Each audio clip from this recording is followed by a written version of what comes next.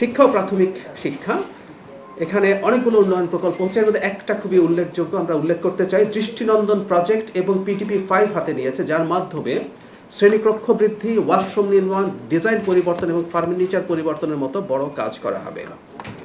স্বাস্থ্য মন্ত্রণালয়, আমরা জানি 18 এপ্রিল শনিবার সারা দেশের উপজেলা হেলথ অ্যান্ড ফ্যামিলি প্ল্যানিং অফিসারদের নিয়ে আয়োজিত সম্মেলনে মাননীয় প্রধানমন্ত্রী তারেক রহমান উপস্থিত ছিলেন। শুধু তিনি সেখানে খুবই গুরুত্বপূর্ণ দিক নির্দেশনামূলক বক্তব্য দিয়েছেন, যার মাধ্যমে আমরা হয়তো দেখতে পারবো যে এই সরকার স্বাস্থ্যের ব্যাপারে কতটা সিরিয়াস। একটা তথ্য একটু জানিয়ে রাখি, এটা আমরা অনেকেই জানি, বাংলাদেশের স্বাস্থ্য ব্যয় মেটানো একটা বড় ঝুঁকির ব্যাপার, চাপের ব্যাপার আমরা জানি, বিশেষ করে দরিদ্র জনগোষ্ঠীর জন্য। WHO একটা ডেটা আছে এরকম, প্রতি বছর 65 থেকে 70 লক্ষ মানুষ, বা কখনো এটা বাড়ে কমে, তারা স্বাস্থ্য ব্যয় মেটানোর জন্য দারিদ্র্য সীমার নিচে নেমে যেতে হয়। সো আমরা এটাকে খুবই প্রায়োরিটি দিচ্ছি। আমরা হামের টিকা কার্যক্রম চলমান আছে, তার একটা আপডেট হচ্ছে 5 এপ্রিল থেকে 20 এপ্রিল পর্যন্ত 26,50,039 জন শিশু টিকা পেয়েছে। 6 মাস থেকে 59 মাস বয়সীদের প্রায় 1,80,00,000 শিশুকে টিকা প্রদান করা হবে। তার মানে আপনারা ঠিক খেয়াল করছেন, সংখ্যাটা অনেক বড়। আমরা আমাদের সক্ষমতার মধ্যে যতটা সম্ভব খুব দ্রুত এই কাজটা করছি, এবং কিছুটা সময় টিকা দেওয়ার জন্য লাগবে। আগের দিন আমি বলেছি এটার ইমিউনিটি বা তার শরীরে এটার প্রতিরোধ ক্ষমতা তৈরির জন্য কিছুটা সময় লাগবে। এর মাঝে হামের ক্ষেত্রে যেসব শিশু হাসপাতালে ভর্তি হচ্ছে তাদের চিকিৎসার জন্য এই সরকার সর্বোচ্চ ব্যবস্থা করেছে। স্বরাষ্ট্র মন্ত্রণালয় যেসব উচ্ছেদ অভিযান আছে সেগুলো চালিয়ে যাচ্ছে। নৌ পরিবহন মন্ত্রণালয়, চট্টগ্রামের কর্ণফুলী নদীতে মোবাইল কোর্ট পরিচালিত হয়েছে। অভিযানকালে মোট 12টি জাহাজ পরিদর্শন করা হয়। এসবে বিভিন্ন অনিয়মের দায়ে 11 নৌযানের বিরুদ্ধে 11টি মামলা করে অর্থদণ্ড প্রদান করা হয়েছে।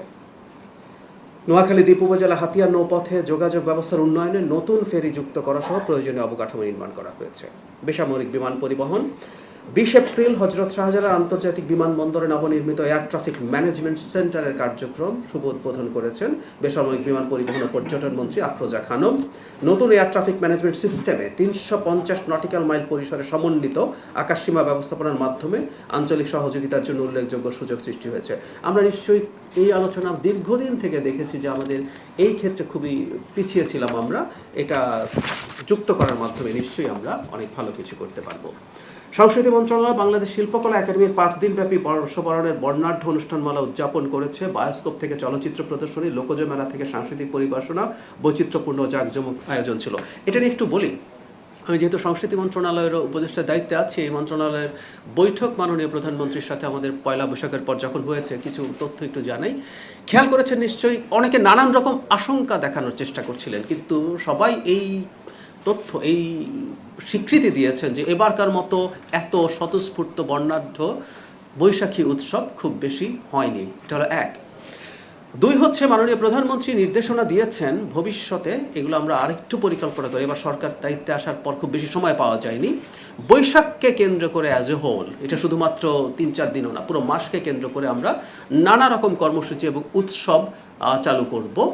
এবং তার চাইতে জরুরি কথা, আমরা অনেকে হয়তো জানি যে 14 এপ্রিল শুধু আমাদের নববর্ষ না, আমাদের পূর্বের অনেক দেশেরও নববর্ষ। মিয়ানমার, কম্বোডিয়া, ভিয়েতনাম, ভারতের একটা অংশ, ভারতের দক্ষিণের একটা অংশেও এটা আছে।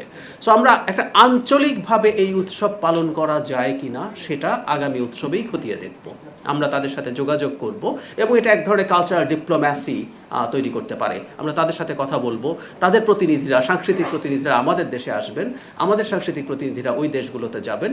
এই ধরনের একটা আঞ্চলিক বর্ষকে কেন্দ্র করে আমরা চেষ্টা করব। আপনারা অনেকেই জানেন হয়তো, ইরানিয়ান বা পার্সিয়ান যে নববর্ষ নওরোজ অনেকগুলো দেশে সেলিব্রেটেড হয়, তারা কম্বাইন্ডলি সেটা করার চেষ্টা করেন।